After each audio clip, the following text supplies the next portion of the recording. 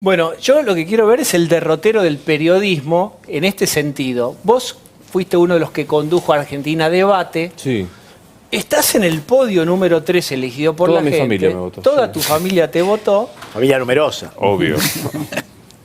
Y tenés que hacer un diagnóstico de cómo se para el periodismo. Digamos, a vos hablabas de la costura de la grieta, frente a este nuevo gobierno que ya tiene 1 año y pico, casi 2 años, de Mauricio Macri, que todavía por ahí opera por contraste por cómo trataba el periodismo o las cosas que le adjudicaba al periodismo el kirchnerismo, digamos. ¿Cuál es el punto para pararse ahí? Y te lo digo en función de que hasta Jorge Lanata dijo en alguna entrevista que era como demasiado benevolente todavía la prensa con Macri. A mí me parece que hay varias ideas para tener en cuenta. Primero, que hay un cambio sustancial del trato de quienes ocupan hoy las instituciones hacia el periodismo. Mucho mejor.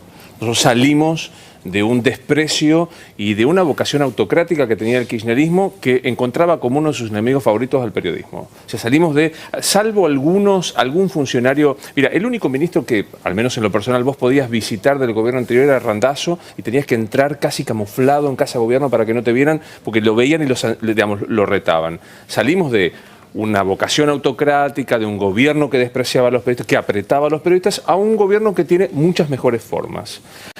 Yo comparto que estamos siendo muy benévolos, ¿Sí? pero probablemente, sí, pero probablemente porque veníamos de una situación muy difícil. A ver, el gobierno, cito a Beatriz Arlo, Mauricio Macri no demostró tener una vocación republicana por antonomasia. Llegó y a los pocos meses nombró por decreto 2 jueces de la Corte Suprema.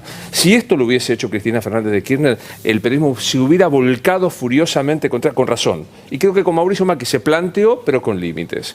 Cuando el gobierno de Mauricio Macri, yo creo que tiene una técnica, que es el si pasa, pasa.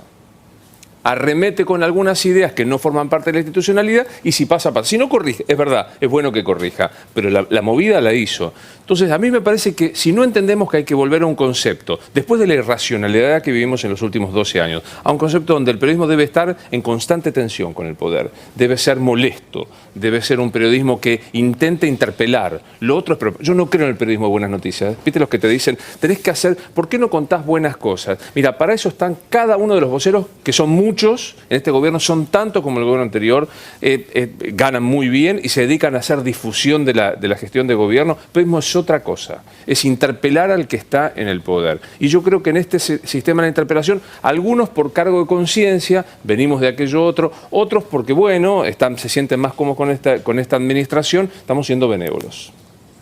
Pablo, si no me meto con ese país maravilloso y cuestionado por algunos, que es Corea del Centro. Ya no está el señor gordo que te manda a los perros desnudos, ¿sabés que a los... Sí. Terrible eso. Sí. No sé qué pasa en este país. ¿Es un país que para vos es un buen país? ¿Te sentirías cómodo? Si te ofrecen vivir ahí... ¿En dónde? Corea del Centro. Mira... expliquemos un poco, es una idea que tuvo Luis Majul en una columna, ¿no? Que hablaba de que justamente frente a un hecho malo del kirchnerismo hay que buscarle otro en paralelo del macrismo, que no siempre son iguales, ¿no? Porque claro.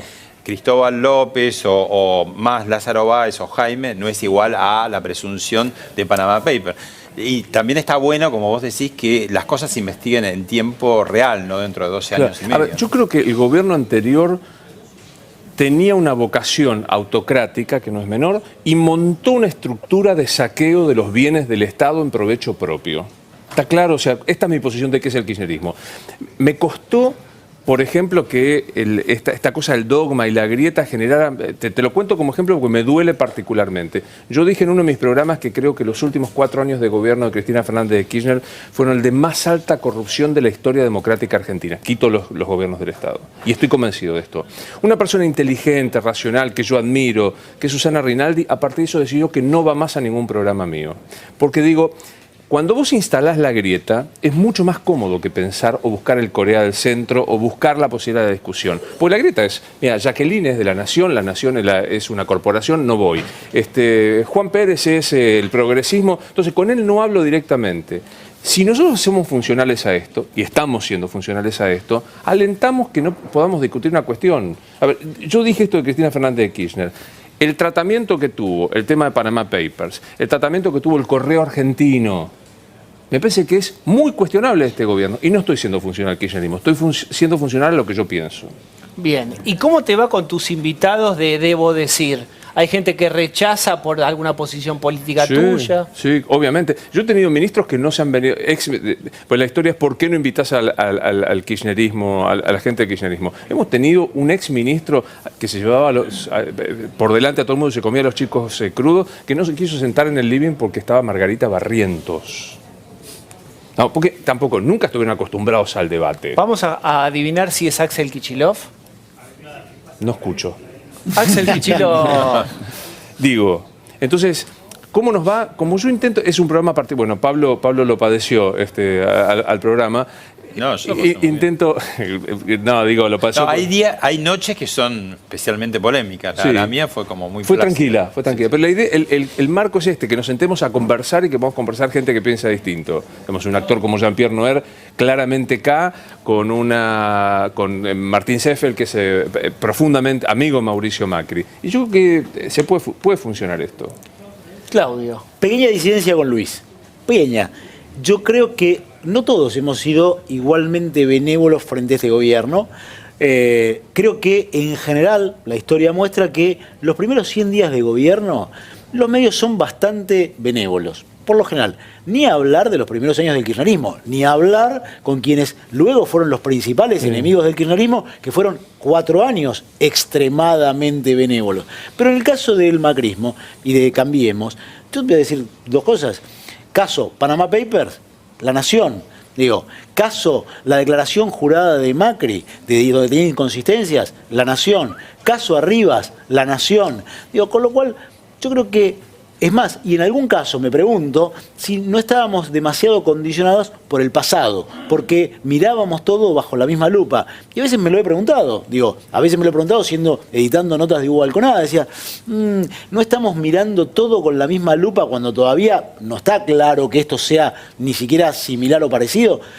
Pero me parece que de todas maneras, y cuando tenía esa duda decía, yo cumplo con mi función es, y ahí sí, comparto totalmente con Luis, nuestra función es interpelar al poder, porque el poder tiene enorme cantidad de recursos, ni hablar en este país, para exponer y para instalar su visión de las cosas y de la política, y maneja una cantidad de recursos, y nosotros los periodistas conocemos una parte que es menos que la punta de los icebergs de la realidad. Está bueno que se